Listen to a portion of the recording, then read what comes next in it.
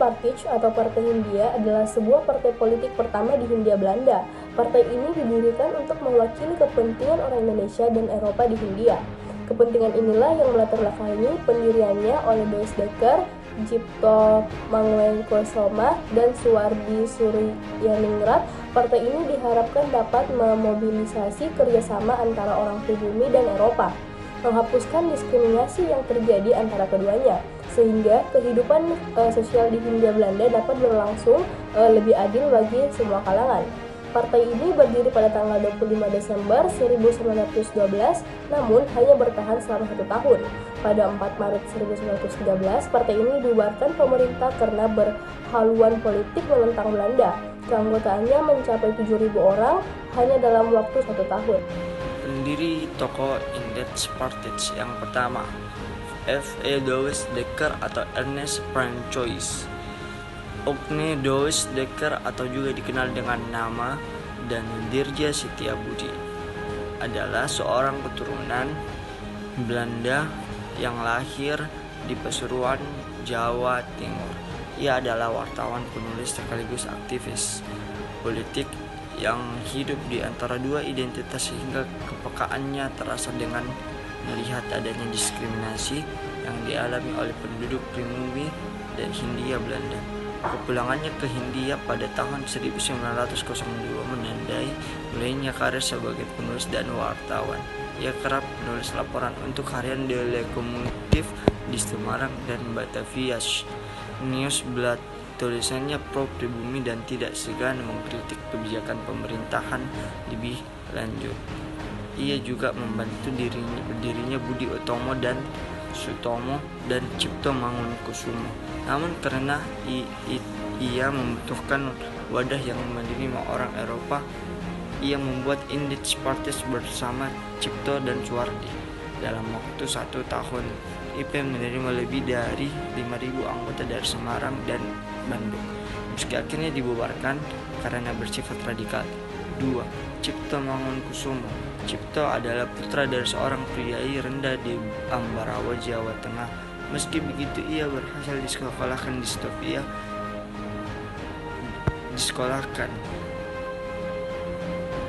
Ini ia mempertajam kebenciannya terhadap lingkungan yang melanggengkan feodalisme dan diskriminasi pribumi.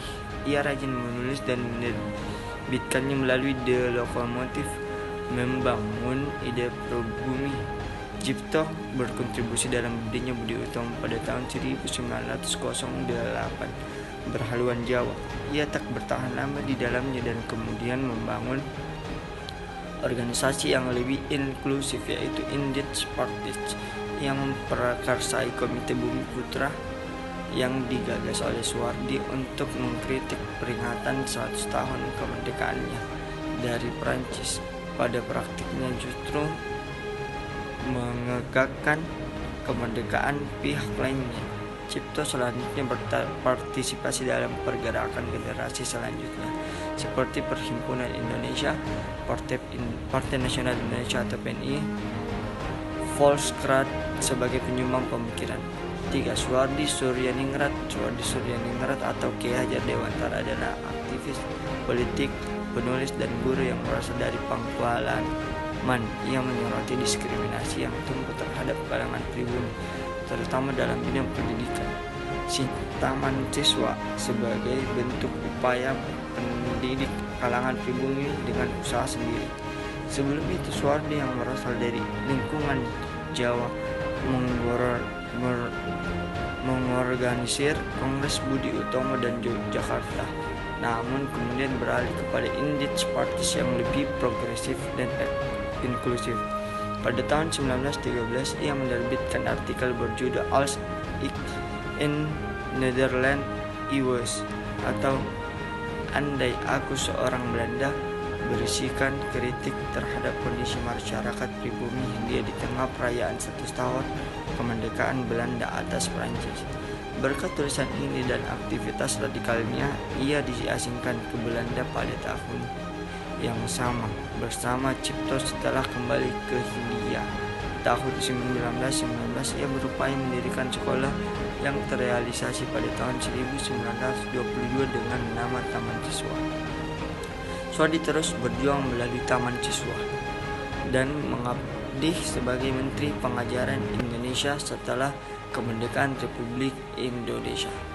Terima kasih. Assalamualaikum warahmatullahi wabarakatuh.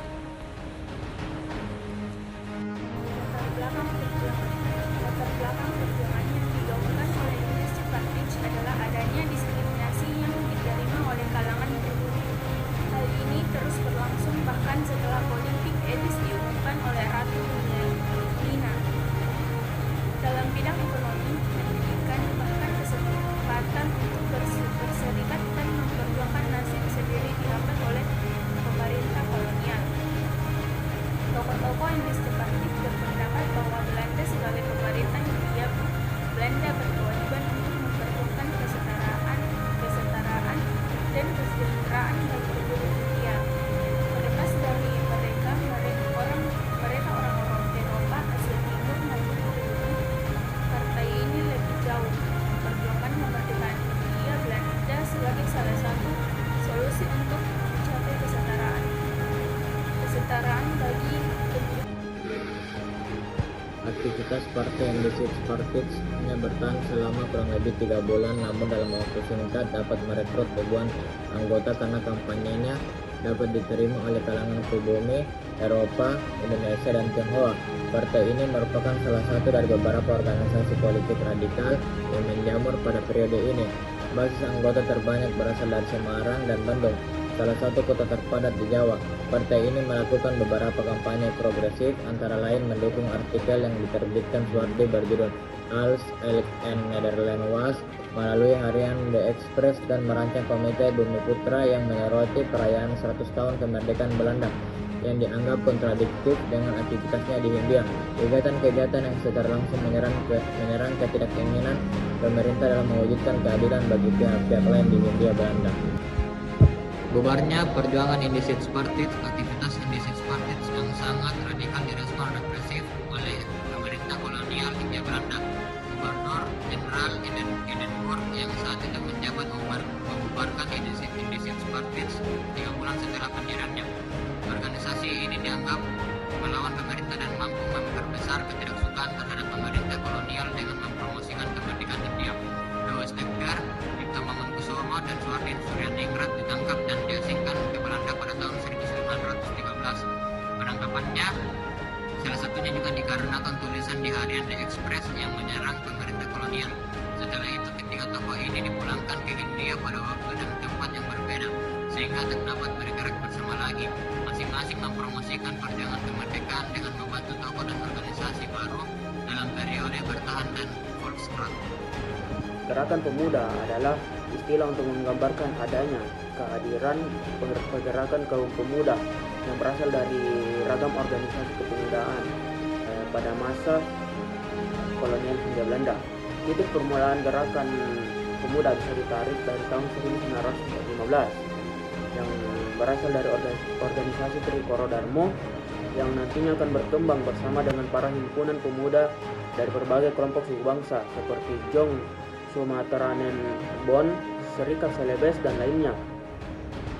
Awal mulanya gerakan pemuda hadir dari organisasi bernama Trikoro Darmo yang muncul sebagai protes atas kegiatan organisasi Budi Utomo yang konservatif, yaitu terkukung tradisi lama yang feodal, eksklusif, yaitu hanya untuk kalangan elit dan suku bangsa Jawa, dan monoton, yaitu tidak sesuai dengan semangat muda dalam mengusung perubahan luas bagi masyarakat kolonial Hindia Belanda. Lama-kelamaan berkembang gagasan untuk menggabungkan ragam komponen organisasi kepemudaan dari banyak suku bangsa di Hindia Belanda. Titik puncak gerakan pemuda adalah Sumpah Pemuda dihasilkan dari Kongres Pemuda II pada tanggal 27 sampai 28 Oktober. Latar belakang gerakan pemuda Indonesia yaitu peran pemuda di organisasi Budi Utomo kurang diakui, lebih tepatnya diambil alih oleh golongan tua yang terdiri dari para pegawai negeri dan kaum priai.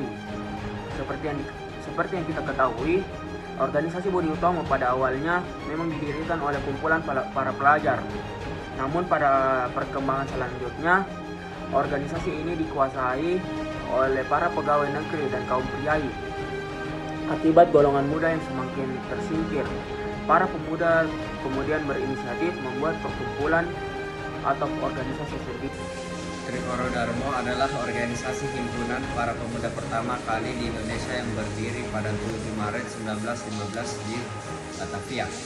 Trikoro Darmo berisi para pemuda pelajar Stovia yang saat itu juga terdapat organisasi Budi Utomo. Organisasi ini digagas oleh Dr. Satiman Wirjo Sanjojo, Kadarman, dan Sunardi.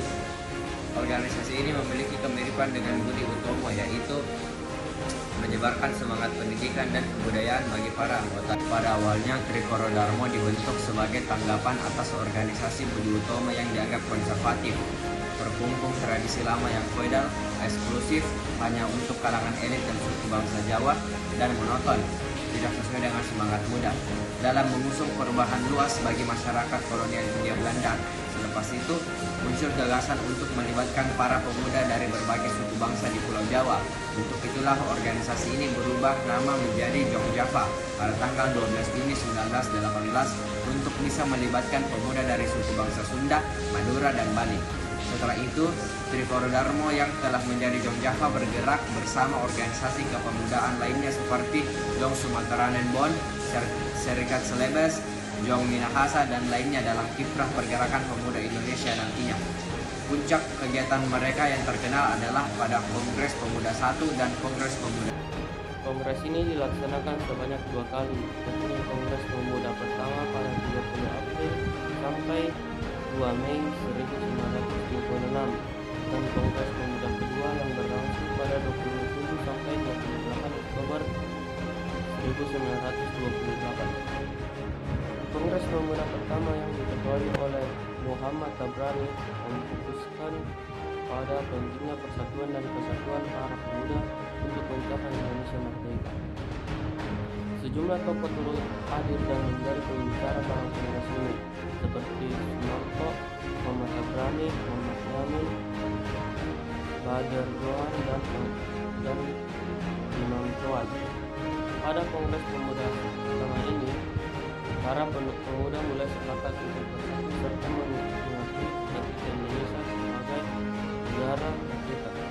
Namun, badan untuk mewadahi semua organisasi daerah untuk terbentuk karena adanya kesalahpahaman serta beda pendapat antar anggota Kongres.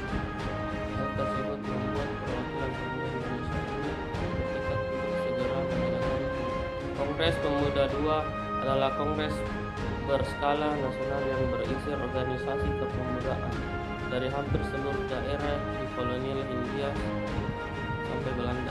Kongres yang berlangsung di Batavia pada tanggal 27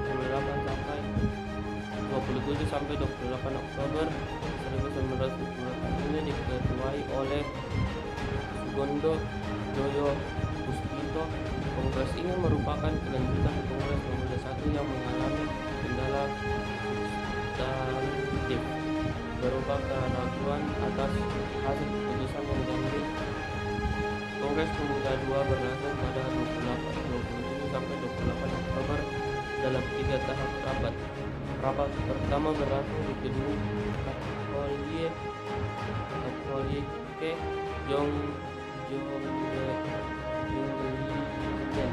Bon di Water lalu dipindahkan ke Ostiava Moskov di Koningspain dan kemudian gedung Ahmad 106 untuk rapat 3 sekaligus penutupan rapat. Dalam Kongres Pemuda 2 ini terdapat sebuah peristiwa besar dalam sejarah Indonesia. Peristiwa pertama adalah pembacaan ikrar bernama Sumpah Pemuda yang menandakan tekad seluruh pemuda yang hadir mewakili organisasi mereka masing untuk bersatu dalam tanah air, bangsa, dan bahasa yang sama. Peristiwa kedua adalah di saat Rudolf Supratman pertama kalinya memainkan lagu kebangsaan ciptaannya yang berjudul Indonesia Indonesia Raya seusai berlangsungnya kongres. Gerakan wanita adalah istilah untuk menggambarkan adanya kehadiran pergerakan kaum wanita yang berasal dari ragam organisasi perempuan pada masa kolonial Hindia Belanda. Titik permulaan gerakan wanita bisa ditetapkan saat diselenggarakannya Kongres Perempuan Indonesia ke-1 pada tanggal 22-25 Desember 1928 di Yogyakarta. Ketuanya yaitu F.A. Suekonto. Kongres ini dihadiri oleh 1.000 orang lebih. Kemudian tanggal 20-24 Juli 1935 diadakan Kongres Perempuan Indonesia kedua di Jakarta dipimpin oleh Nyi Sri Mangun Sarkoro. Kongres Perempuan Indonesia pertama. Para pejuang wanita mengadakan Kongres Perempuan Indonesia pertama. Kongres dimulai pada 22 Desember 1928. Kongres ini diadakan di Gedung Mandala Bakti Wanita Tama, Yogyakarta, yaitu berakhir pada 25 Desember 1928. Kongres dihadiri sekitar 30 organisasi perempuan dari 12 kota di Jawa dan Sumatera. Hasil kongres tersebut salah satunya ialah membentuk Kongres Perempuan yang kini dikenal sebagai Kongres Wanita Indonesia atau KOWANI. Peristiwa itu dianggap sebagai salah satu tonggak penting sejarah perjuangan kaum perempuan Indonesia. Pemimpin organisasi perempuan dari berbagai wilayah se-Nusantara berkumpul menyatukan pikiran dan semangat untuk berjuang menuju kemerdekaan dan perbaikan nasib kaum perempuan. Penetapan 22 Desember sebagai perayaan Hari Ibu diputuskan dalam Kongres Perempuan Indonesia ketiga pada 1938. Presiden Soekarno menetapkan melalui Dekret Presiden nomor 316 tahun 1959 bahwa 22 Desember ialah Hari Ibu dan dirayakan secara nasional hingga kini. Misi diperingatinya Hari Ibu pada awalnya lebih bertujuan mengenang semangat dan perjuangan para perempuan dalam upaya perbaikan kualitas bangsa ini. Kongres Perempuan Indonesia kedua. Hasil Kongres Perempuan Indonesia kedua pada tahun 1935 yang diadakan di Jakarta adalah mendirikan Badan Penyelidik Pemburuan Perempuan yang berfungsi meneliti pekerjaan yang dilakukan perempuan Indonesia. Tiap perkumpulan yang tergabung dalam kongres ini akan meningkatkan pemberantasan buta huruf. Tiap perkumpulan yang bergabung dalam kongres ini sedapat mungkin berusaha mengadakan hubungan dengan perkumpulan pemuda, khususnya organisasi putri. Kongres yang didasari perasaan kebangsaan, pekerjaan sosial, dan kenetralan pada agama. Kongres menyelidiki secara mendalam kedudukan perempuan Indonesia menurut hukum Islam dan berusaha memperbaiki kedudukan itu dengan tidak menyinggung agama Islam. Perempuan Indonesia berkewajiban berusaha supaya generasi baru sadar akan kewajiban kebangsaan. Ia berkewajiban menjadi ibu bangsa. Kongres Perempuan Indonesia menjadi badan tetap yang melakukan pertemuan secara berkala. Didirikan Badan Kongres Perempuan Indonesia untuk mengkoordinasi undangan pertemuan. Dengan berdirinya badan tersebut, maka PPI dibubarkan. Latar belakang gerakan perempuan Indonesia. 1. Adanya kawin paksa yang dilakukan semata-mata karena faktor keluarga dan harta yang merugikan kaum wanita. Yang kedua, poligami yang banyak dilakukan oleh kaum lelaki pada saat itu. Yang ketiga, bertambahnya penderitaan kaum wanita. Suami mempunyai kekuasaan tak terbatas dalam perkawinan sehingga cenderung wanita diperlakukan semena-mena. Yang keempat, setelah menginjak usia dewasa, perempuan dilarang keluar rumah atau bisa disebut dengan dipingit, sehingga terisolasi dari dunia luar. Adanya diskriminasi antara pria dan wanita khususnya di bidang pendidikan. Karena banyaknya adat kebiasaan saat itu yang berkembang di masyarakat dan merugikan kaum wanita, muncullah kaum wanita yang berpikir maju dan menentang kebiasaan tersebut yang dipelopori oleh Raden Ajeng Kartini dengan diawalinya bangunan sekolah untuk kaum wanita sampai pada akhirnya peranan wanita dalam pergerakan nasional. Pelopor pergerakan wanita. Raden Ajeng Kartini 21 April 1879 sampai 1904 dianggap sebagai pelopor pergerakan kaum wanita di Indonesia. Beliau dianggap sebagai wanita pertama di Indonesia yang mempunyai cita-cita untuk memajukan kaumnya dalam bidang pendidikan dan pengajaran. Sebagai akibat kurang mendapatkan pendidikan dan pengajaran, kaum wanita diperlakukan tidak adil. Perjuangan Kartini dan Dewi Sartika kemudian mengilhami gerakan-gerakan wanita. Putri Mardiko 1912 berdiri di Jakarta. Tujuannya memberikan bantuan bimbingan dan penerangan pada gadis pribumi dalam menuntut pelajaran. Tokohnya adalah R.A. Sabaruddin, R.A. Sukina, Joyo, R.R. Rukmini. Kartini Funds atau Dana Kartini yang didirikan Nyonya dan Tuan Konrad Theodor van Deventer 1912 dengan tujuan mendirikan sekolah bagi kaum wanita. Misalnya, Maju Kemilin di Bandung, Pauyatan Wanito di Magelang, Wanito Susilo di Pemalang, Wanito Hadi di Jepara, Budi Wanito di Solo, dan Wanito Rukun Santoso di Malang. Keutamaan Istri berdiri di Tasikmalaya 1913 dengan tujuan mendirikan sekolah untuk anak-anak gadis. Kerajinan Amal Setia berdiri di Gadang, Sumatera Barat tanggal 11 Februari 1914 dengan Ketua Rohana Kudus.